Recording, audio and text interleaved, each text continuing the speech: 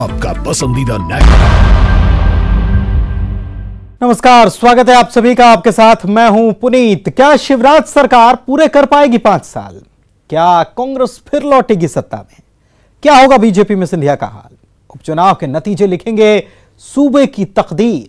चुनाव की तारीखों का ऐलान भले ही ना हुआ हो, लेकिन सियासत शुरू हो चुकी है। किसने कहां कितना दम दिखाया है और किसकी वजह से कौन बगावत के मूड में आया है, चुनावी चकल्लस में हर दिन दिखाएंगे आपको। कहां है घमासान की तैयारी, कहां है किसकी दावेदारी, जनता का दिल जीतने की लड़ाई में कौन पड़ रहा किस पर भारी। सियासी पार्टियों के हमेशा सुर भी अलग होते हैं और ताल भी, लेकिन इन दिनों नेपानगर में अलग ही सियासी तस्वीर दिखाई दे रही है।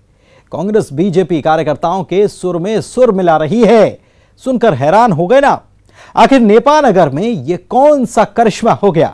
दरअसल नेपानगर के सियासी गलियारों में गूंज रहा है एक सवाल। क्या बीजेपी के घर में उम्मीदवारी पर मचा है घमासान? और इस घमासान पर कांग्रेस क्यों मिला रही है बीजेपी कार्यकर्ताओं के सुर में सुर? नेपानगर में सियासत का यह कौन सा रंग है, देखिए जरा।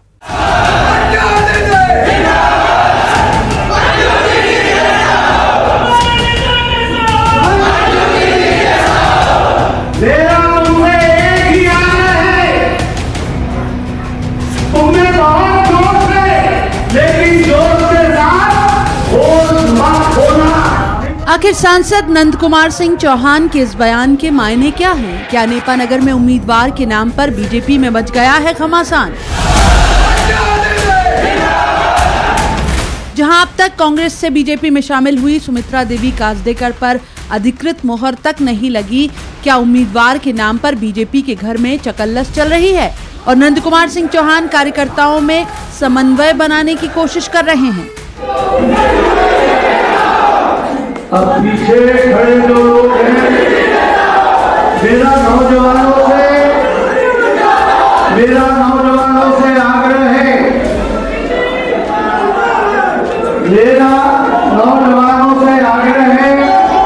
आज हम राजेंद्र दादू जी के जन्म जयंती में मैं यहाँ पे आया हूँ,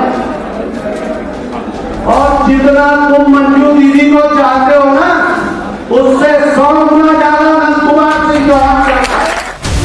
मौका पूर्व विधायक राजेंद्र दादू की जयंती पर रक्तदान शिविर का था। इस रक्तदान शिविर में पूर्व विधायक मंजू दादू भी मौजूद थी।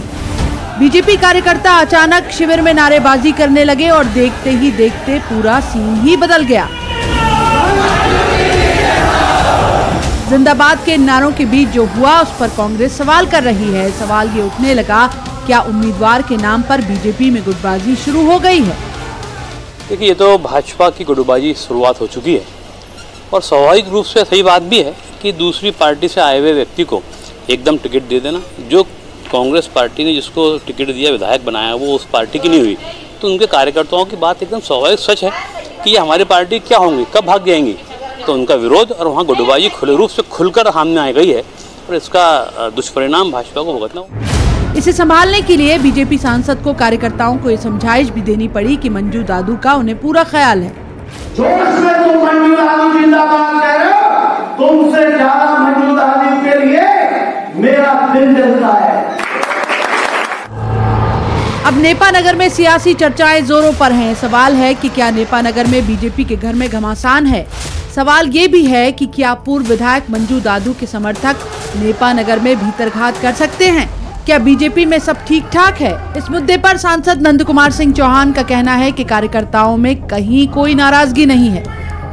कोई नाराजगी नहीं है, पार्टी तय कर चुकी है। नौजवानों की अपनी एक भावना है। मंजू खुद बोल चुकी कि शिवराज मामा के हाथ मजबूत करना है। यहाँ पे सम्मेलन हो चुका, सम्मेलन में निर्णय हो चुका और निर्णय कोई मैंने नहीं किया, हाईकमान का निर्णय है। वो निर्णय को यहाँ पर आकर संभागीय संगठन मंत्री ने और मैंने जनता के कार्यकर्ताओं के बीच में रखा। ये उपचुनाव में यहाँ से भाजपा को जिताना है। पूर्व विधायक मंजू दादू जो उपचुनाव की घोषणा के साथ ही विधानसभा क्षेत्र में एक्टिव हो गई हैं, दावेदारों की रेस में पूर्व विधायक मंजू दादू का नाम भी जोर शोर से चल रहा है। ऐसे में कांग्रेस सवाल उठा रही है। सवाल ये कि इस सीट से बीजेपी को मुश्किलों का सामना करना पड़ सकता है।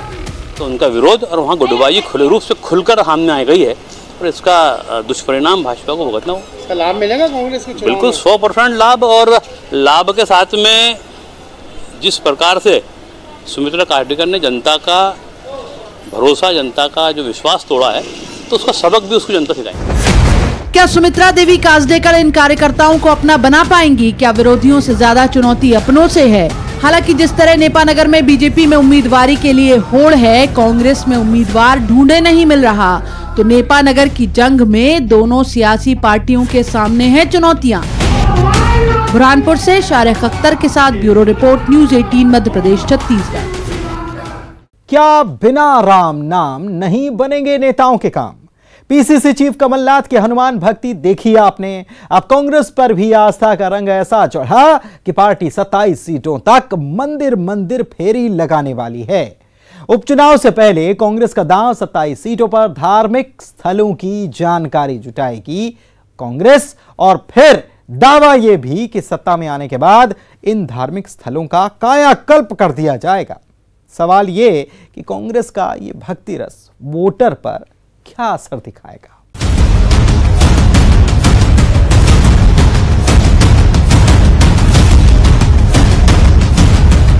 दो 2018 का जांचा परखा सॉफ्ट हिंदुत्व का फार्मूला फिर इस्तेमाल करने जा रही है क्या कांग्रेस?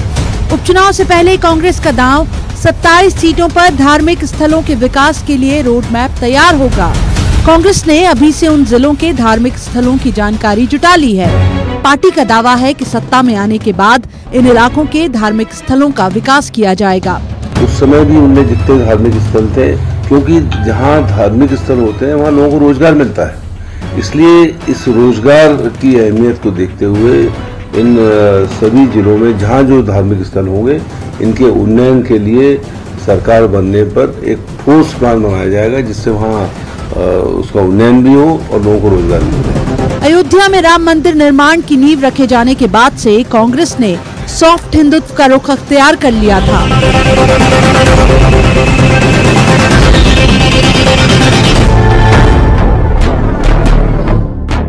पूर्व प्रधानमंत्री राजीव गांधी को याद करते हुए एमपी में कांग्रेस सद्भावना दिवस मनाती आई थी अब तक, लेकिन उपचुनाव के मद्देनजर सद्भाव में भावनाएं भी आ गई। भावनाएं प्रभु राम के लिए। प्रभु राम की आस्था जागी तो इतिहास भी आया। कांग्रेस ने विज्ञापन जारी कर राजीव गांधी को राम भक्त बताया और दावा किया कि राजीव गांधी ने ही साकार की थी राम राज्य की परिकल्पना। 1986 में राम जन्मभूमि के ताले खुलवाने का क्रेडिट लेने की कोशिश तो कांग्रेस पहले से ही कर रही है।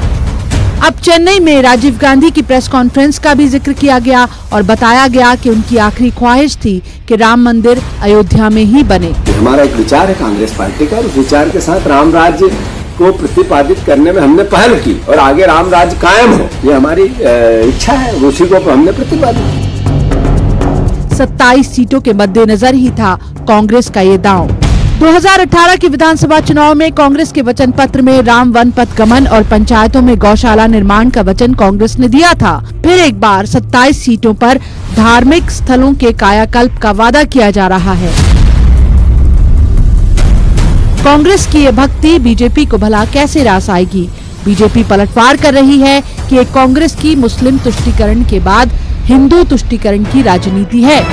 कांग्रेस को एक बात बहुत अच्छे से समझ लेनी चाहिए कि काट की हांडी बार बार नहीं चढ़ती। ये बार बार जिस प्रकार से हिंदुओं को ठगने का और धोखा देने का काम कर रहे हैं, जिस प्रकार से उनका मजाक बढ़ाने का काम करें। हिंदू कोई धर्मवीर और धर्मांध नहीं है। हिंदू समाज यानी भारतीय समाज धार्मिक समाज है, आध्यात्मिक समाज है, और ये इन टोना टोटकों से, इस प्रकार के वतूलीबाजों से क्यों आप 16-17 जिलों का ही केवल धार्मिक तौर पर मैप बनाएंगे, उसकी रचना करेंगे? क्यों नहीं पूरे मध्य प्रदेश के बारे में 15 महीनों में आपने कुछ किया? इसलिए हिंदुओं के सामने इस प्रकार की बातें रखना केवल हिंदुओं का मजाक बनाना है। कम से कम ये मुस्लिम तुष्टीकरण जैसी राजनीति हिंदुओं के साथ ना करें। 2018 के विधानसभा चुनाव में भी कांग्रेस के वचन पत्र में अल्पसंख्यक तुष्टीकरण पर खास जोर नहीं था, बल्कि राम वन पथ गमन, गौशाला निर्माण जैसे ठेठ हिंदुत्व के मुद्दे उठाए गए थे। हालांकि कांग्रेस के इस बदलते रुख पर पार्टी के भीतर से ही सवाल उठ चुके हैं, लेकिन कांग्रेस सॉफ्ट हिंदुत्व का दामन थामे हुए है। एमपी में रह रहकर भक्तिमय हुई कांग्रेस क्या केवल 27 सीटों के लिए है ये चुनावी दांव? क्या फिर मंदिर मंदिर दौड़ने की है तैयारी? भोपाल में अनुराग श्रीवास्तव के साथ bureau report, news 18 Madhya Pradesh Chhattisgarh. चुनावी चकल्लस में अभी सियासत के कई दांव देखे जाने बाकी हैं। करिए सिर्फ थोड़ा सा इंतजार, हम हाजिर होते हैं इस ब्रेक के बाद।